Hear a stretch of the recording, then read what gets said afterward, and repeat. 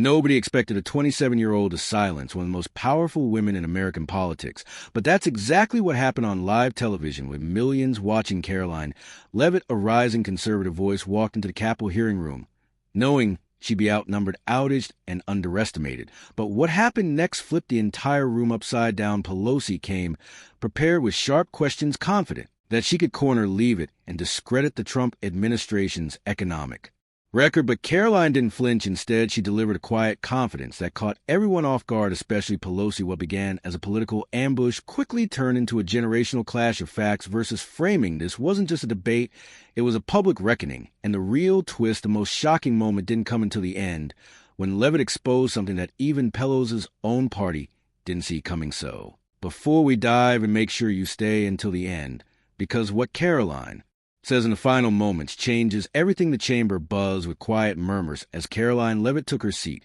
She glanced around the committee room lined with cameras, aides, and congressional heavyweights. Her posture was straight, her expression calm. On the far side of the table sat Nancy Pelosi, flanked by Democratic representatives who were already flipping through their talking points. A staffer leaned toward Pelosi, whispered something, and then the goal hit. The hearing began. Let's begin with economic transparency. Pelosi announced, casting a quick glance toward Leavitt. We've heard a lot of noise from this administration. Jobs created, inflation controlled, wages growing. But when you peel back the numbers, of truth looks a lot less impressive. Karoline didn't blink. She had anticipated this exact opening. Pelosi continued. You claim inflation's dropping, but consumer prices are still climbing. Job numbers look good on paper, but we both know those are part-time and gig economy fillers. Karoline adjusted her mic. Congresswoman, she began, steady and clear. You're right that numbers can be misleading when you selectively present them. A few eyebrows lifted in the room. Pelosi's smile stayed, but it tightened. Karoline pulled out a folder. This is a full BLS report from last quarter. You cited job growth from Section 3, but skipped Section 5, which shows over 72% were full-time hires. And if you look at core inflation adjusted for energy and food, the rate dropped from 8% to 6%. 6%, that a 25% improvement. The room hushed. Pelosi cut in. That doesn't tell the whole story, but it tells the part you didn't mention. Karoline replied, still composed. Facts aren't partisan, even when they're inconvenient. A murmur spread through the chamber. Journalists began typing. Pelosi leaned back, narrowing her eyes. Is that your position, that we've solved inflation? She challenged. No, Karoline answered. I'm saying that the data shows progress, real progress. And if we're here to talk transparency, then let's start by telling the whole story, not just the part that fits a headline. Behind her, a few staffers exchanged glances. One Democratic aide stopped writing for the first time in the hearing. It was Pelosi who hesitated, and in that brief silence, Karoline's voice had already taken control of the room. Pelosi's silence didn't last long. She leaned forward again, clearly determined not to let a 20-some press secretary seize the momentum. I respect enthusiasm, she said, her voice measured but sharp. But enthusiasm isn't a substitute for experience. The American people are tired of cherry-picked victories. They want real answers, not rehearsed sound bites. Karoline didn't move. That's exactly why I'm here. The room tensed again. She opened her second folder calmly, sliding a printout across the table toward the panel. These are the Department of Commerce's quarterly growth figures. You'll see that under this administration, GDP grew at 8% last quarter. That's not a spin. It's from your own cited source. The Congressional Budget Office projection said we'd stall at 5%, but we exceeded that. Why hasn't that been part of your narrative? Pelosi didn't reach for the paper. One of her colleagues, Representative Doyle, did. Karoline continued. I'm not here to defend a narrative. I'm here to point out what's being omitted and why the American public deserves the full picture, not filtered outrage. Doyle flipped the page slowly. The numbers were real. Pelosi tried again. You mentioned core inflation, but Americans don't live on core inflation. They buy gas, groceries, rent apartments. Karoline nodded yes, and those numbers were brutal last year. But let's be honest, supply chains didn't repair themselves overnight. This administration passed bipartisan legislation to address those very issues. You voted against that bill. Pelosi raised an eyebrow. Karoline pressed on. And still gas prices fell 17% this year. Rent inflation has slowed for 6 consecutive months. That's not a press release. It's a trend. There was no applause, just silence, not because people didn't agree, but because no one expected it. Pelosi crossed her arms. So your position is that the economy is strong? Karoline took a breath. My position is that it's stronger than you're telling people, and your position you're framing isn't helping those who need clarity. It's confusing them for political gain. Pelosi's lips parted like she had a response, but nothing came out. A CNN reporter in the back raised her phone. To capture the moment, that's when a voice interrupted from the far end of the room. "I'd like to ask something," said Representative Harris, a moderate Democrat, who rarely spoke in these hearings. All heads turn. "I'm looking at this data, and I'm not saying I agree with everything the Trump team did, but these numbers don't lie. If what Miss Leavitt is saying is accurate, then why wasn't any of?" This brought up in last week's economic press briefing. It was subtle. But Pelosi stiffened Karoline didn't answer. She didn't need to. Representative Harris was already looking at his own side of the aisle, and the cracks were beginning to show. Pelosi adjusted her blazer and gave a brief polite nod.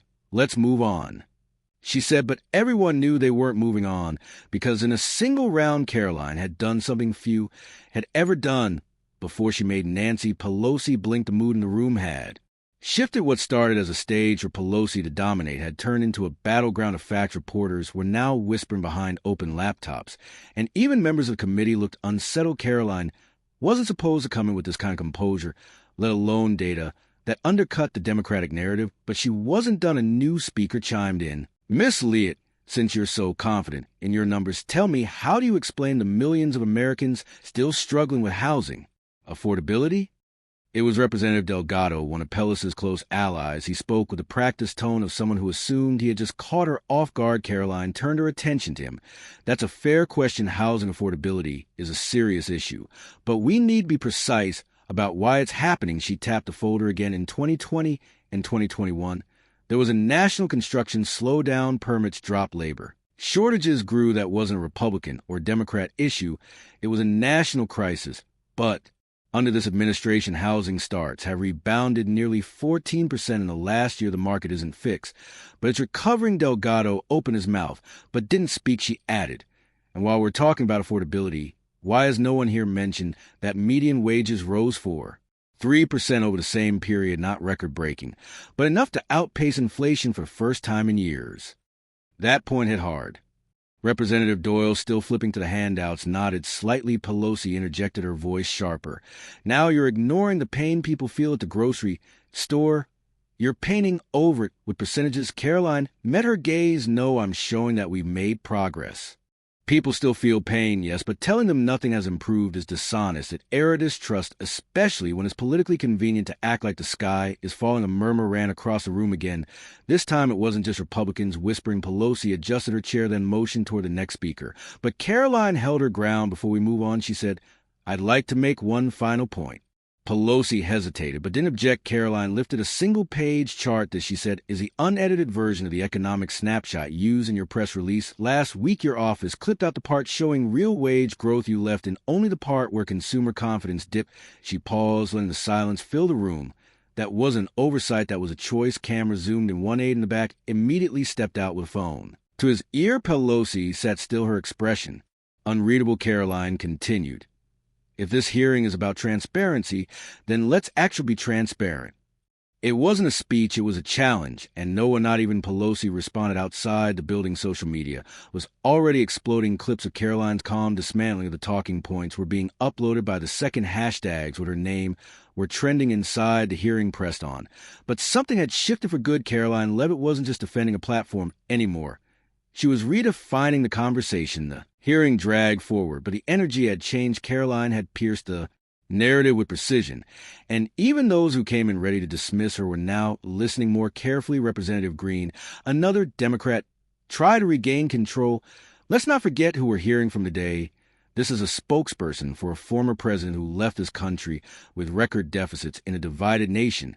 If we're going to talk facts, let's talk about where this administration started." Karoline calmly turned a page in her binder. "That's exactly what I'm talking about. Context you just gave some, but not all want to talk about the deficit. Sure, in 2020 emergency spending balloon, the numbers.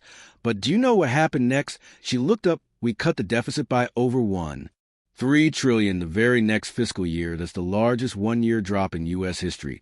A few members of the committee stopped scrolling on their phones. Green crossed her arms. "You're making it sound like everything was perfect." "No," Karoline replied. "I'm saying there's a difference between acknowledging problems and pretending nothing improved just because it wasn't under your party." Her voice didn't rise. It didn't need to. Representative Harris leaned forward again. "I have to say, I've been here for years. This is the first time I've seen someone your age walk into this room. and lay out a better case than the sum of the people running it. The compliment wasn't light, and it didn't go unnoticed. Pelosi shifted slightly in her seat. Karoline nodded in acknowledgement, but stayed on message. This isn't about me. This is about how the truth is being filtered. Americans are tired of being told what to think. They want access to the full picture, not just the parts that support a party line. That line landed hard. One reporter mouthed, "Wow." Under her breath, the cameraman leaned and Pelosi cleared her throat. "So what's your proposal then, we? Let press secretaries rewrite our economic policy." Karoline smiled faintly. "No, ma'am. I'm proposing that when you present data to the American people, you don't leave half of it in a drawer." For the first time, a light chuckle rippled through the room. Even Pelosi had a smile, tight-lipped. But Karoline wasn't done. She leaned forward, her voice a little softer. "Now, this isn't personal. You've had a long career. You've done things I may never agree with, but I respect your place in this room." She paused and added, "But we're in a different moment now. Americans don't just want leaders, they want truth-tellers, and they'll take those from wherever they find them." It was subtle, but it stung. Pelosi gave no reaction, but her silence said enough. As the hearing moved to its next segment, Karoline sat back in her chair. She wasn't playing defense anymore. She was dictating the pace. The break between segments brought no relief. Journalists filled the hallway, reporters whispering about what they had just witnessed.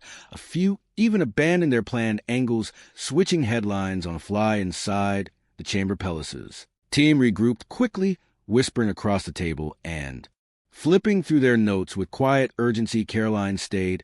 Still, she knew they were going to come harder next round. Representative Foster, a senior Democrat with a reputation for data deep dives, took the next round. Ms. Leavitt, he said, "You've come here quoting numbers and growth charts, but how do you respond to the Federal Reserve's own report that household debt is rising again, wages might be climbing, but so are credit card balances? That's not sustainable."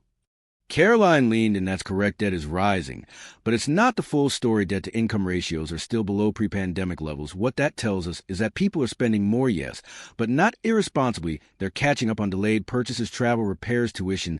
That's a rebound effect, not collapse. Foster frowned slightly. Karoline continued, "You're also leaving out savings. Household savings rates spiked after stimulus programs, and while they've come down, the average savings balance is still higher than it was 5 years ago." She let that sink in. "It's messy," she said, "but it's not falling apart, and pretending it won't help anyone." Representative Foster flipped the page, but didn't follow up. He was digging for another angle. Pelosi jumped in instead.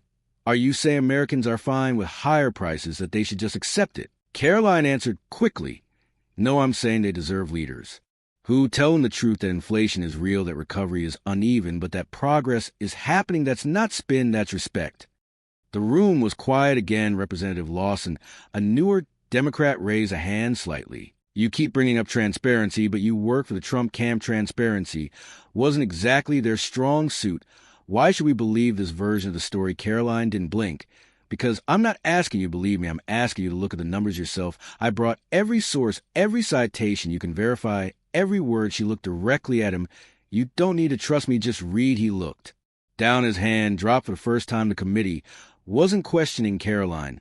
They were questioning each other. Pelosi tried again. "It's easy to come up with glossy numbers, but you don't have to face voters like we don't have to answer when a mother asks why eggs cost $5. Karoline looked at her calmly.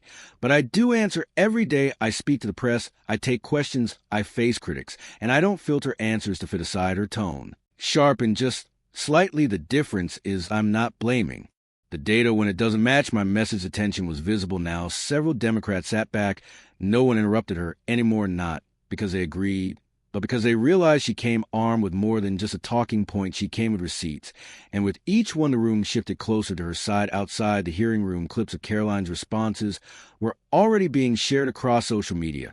The biggest surprise wasn't just her performance. It was how effortlessly she dismantled a narrative that had gone largely unchallenged. Back inside, the pressure was mounting. Pelosi's next move wasn't a question. It was a tactic. She signaled to Representative Castillo, who shifted the conversation. "Let's get away from numbers for a moment." Castillo said, "You represent an administration known for division. How do you expect anyone to take this message seriously when the rhetoric coming out of your camp is so extreme?" Karoline didn't hesitate. "That's a fair question. But let me ask you, when was the last time you judged a policy based on results instead of tone that caught him off guard?" She continued, "We can debate tone all day, but families aren't checking Twitter, they're checking prices. They want solutions, not slogans, Castillo tried to interrupt. But Karoline kept going, you talk about division, but wasn't it your party's press secretary who called half the country a threat to democracy? If you want unity, you don't get there by demonizing your opposition. You get there by addressing facts together. Even Republicans sat up straighter. That wasn't just a comeback, it was a reframing. Pelosi leaned in. So you're saying tone doesn't matter at? All no, Karoline replied. I'm saying it doesn't matter more than results. Another quiet wave moved through the room. Representative Harris chimed in again. I'll admit I didn't expect this, but I've listened closely, and I haven't heard a single stat she couldn't back up. He looked toward Pelosi's side of the table. And if we're being honest, a lot of the frustration here isn't about accuracy. It's about who's delivering the message. It was bold, maybe. Too bold for some on his side, but he didn't take it back. Karoline nodded slightly in his direction, then returned to panel. There's a reason the public doesn't trust D.C. anymore, she said, because every time they hear good news, they're told it's fake. And every time they hear bad news, it's blown up as the end of the world. She leaned forward again. People are tired. And if you want to reach them, you have to start being honest, especially when the truth doesn't benefit you. Pelosi didn't speak, neither did the rest of her side. It was the first time since the hearing began that they had no follow-up. Karoline glanced at her notes, but didn't flip another page. She didn't need to, because by now she wasn't the one chasing the story. She was the story. By mid-afternoon, the headlines were already writing themselves. Leavitt turns the tables. Pelosi outflanked by 27-year-old conservative. The clip Democrats didn't want going viral. But inside the hearing, there was one more round to go. Pelosi sat quietly as her aide passed a folder to her. It was thin, just one page of final attempt. She spoke with a colder tone. Now, Miss Leavitt, you've mentioned economic recovery, job growth, and energy prices. But what about inequality? Income gaps continue to widen. Doesn't that undermine everything you claim today? Karoline paused. Inequality is real, and no party has solved it. But we should at least tell the truth about its causes. She stood from her seat, not dramatically, but purposefully, and held up a simple chart. This is from the U.S. Census Bureau. It shows that while the top 1% has grown their share, so have the bottom 50% that the post-pandemic recovery trend. You can check the data yourself. Pelosi stayed silent. Karoline didn't flinch. You can't fight inequality if you don't understand where it's improving. But when improvement is ignored because it came under a political opponent, you don't help people, you confuse them. Pelosi leaned back. Crossing her arms again, Karoline added, and if we want to talk about helping the working class, let's talk about the manufacturing boom. Over 800,000 jobs added in the last 2 years. That didn't happen by accident. It happened because of deregulation, tax incentives, and trade leverage, none of which your side supported. It was quiet again. Representative Green looked down at the table. Representative Foster shifted in his seat. Even Castillo had nothing to say. Karoline walked over to the table, placed the chart face up, and sat back down. This is bigger than me, bigger than party wins. Americans are smart. They see what's happening, but they're tired of the noise. She glanced toward the press cameras. I don't expect everyone to agree with me, but if we're going to lead, we owe them clarity. And right now what they're getting is spin. A few camera shutters clicked in the distance when the committee members and independents spoke up. Quietly, she's not wrong. Pelosi tapped her pen lightly, but didn't speak. Because there wasn't anything left to say, Karoline looked back across the table, and for the first time all day, every person there was listening, not a challenge. But to understand, the final stretch of the hearing felt less like a confrontation and more like a reckoning. What had started as an effort to discredit a young spokesperson had become something else entirely. Karoline wasn't just holding her ground, she was redefining it. Even members of the press stopped framing their stories around Pelosi. They were focused on the woman who hadn't flinched once Representative Doyle spoke again. Ms. Leavitt, you've made your case. But don't you think your rise reflects a larger problem, that politics has become more about media moments than policy? Karoline nodded. I do. And I think that's why today matters. She glanced at the cameras, then back at Doyle. You're right. Too many people chase viral clips instead of real solutions. But if I can use this platform to put real data in front of the American people, even if it's just for 5 minutes, then that's 5 minutes more clarity than they were getting before. He didn't challenge that. He just looked down. Pelosi took a breath. Let's be honest, Miss Leavitt, you're here because you've been trained to spin to win headlines, to make people feel something, whether it's anger or pride. But that's not the same as governing. Karoline kept her voice steady. And I'm not here to govern, I'm here to inform. She let the room sit in that silence. For a second, leadership comes later, but it has to start with telling the truth, and right now the truth is being buried beneath political strategy that's not governing. Either Pelosi folded her hands, her expression unreadable. Karoline continued. This hearing was called to examine economic messaging, But maybe the real question isn't about the numbers. Maybe it's about why some people are so afraid of the full picture that hit the air like a pin drop in a cathedral across the aisle. Representative Harris leaned into his mic. I think the American people are more capable of understanding nuance than we give them credit for. And what I've heard today, it wasn't spin, it was research. And it was delivered with more clarity than I've seen in years. No one interrupted him. Not even Pelosi. Karoline nodded, once not smiling, not gloating, just acknowledging the shift. And for the first time in hours, she looked tired, not from pressure, but from holding steady for so long. Pelosi glanced at the clock. We'll adjourn in 5 minutes, she said, but in truth the hearing had ended long before that. As the gobble finally came down, a quiet shuffle filled the room. Reporters rushed to file stories, aides whispered in the phones, and lawmakers moved quickly toward the exit, some avoiding eye contact altogether. Karoline stayed in her seat. She knew what just happened. Pelosi stood composed, but rigid. Her team moved in close, one whispering something quickly into her ear. She didn't respond. Her eyes drifted once more toward Karoline, this time without the calculated dismissal she carried earlier. Outside, the hallway was packed, microphones, flashing lights, dozens of voices. But Karoline didn't stop for the cameras. She walked slowly, methodically, with only her binder in hand, the same one she brought in, the same one they thought wouldn't matter. A reporter broke to the crowd. Karoline, what do you say? To critics who claimed this was all theater, she paused. If it was theater, she said, then I guess they didn't expect the facts to steal the show. The crowd reacted instantly, cameras flashing, audio. Recorders lifted higher. One more question. Do you think today hurt Pelosi's credibility? Karoline didn't take the bait. I think people saw something real today. They could decide for themselves. She moved on back. Inside, members of the committee lingered behind closed doors. Harris, still holding the notes he'd taken during her testimony, walked past 2 Democrats and said, we should have been the ones saying those things. They didn't argue. Pelosi entered her private office, shutting the door behind her. She was silent. As the noise outside grew louder, her phone buzzed. Dozens of messages. One from a senior party strategist read, that girl just wrecked the entire message plan. Pelosi stared at the screen. She had underestimated her completely. Karoline didn't come with attitude, volume, or aggression. She came with proof.